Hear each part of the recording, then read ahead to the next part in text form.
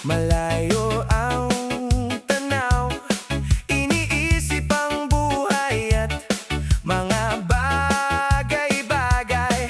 Umupo muna sa buhangin at ipikit ang mga mata. Langhapin ang sariwang hangin. Huwag mo nang isipin ang problemang kasama sa buhay natin. Basta't nandito lang muna tayo'y magsaya. Ilapag na ang sapin sa ilalim ng puno. Ilabas na ang pagkain at malamig na inumin. Simpleng inihaw na isda ang ulam natin. Tawanan at kwentuhang walang humpay. Sa ganitong takbo, lahat ay masaya at sama-sama.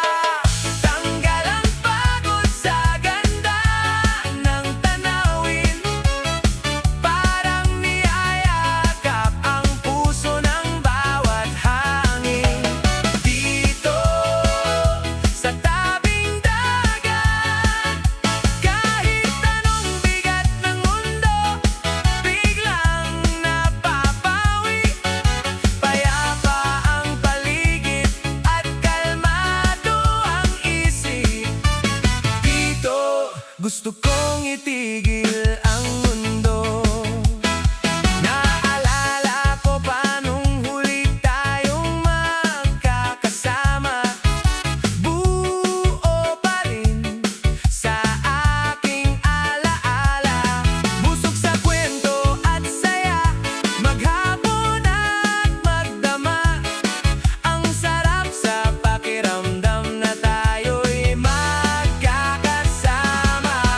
Ubos na ang pagkain, pababa na ang araw, pero ang liwanag sa ating mata patuloy na umaapaw. Busog hindi lang ang ating mga tiyan, kundi pati na rin sa alaalang babaunin kahit saan.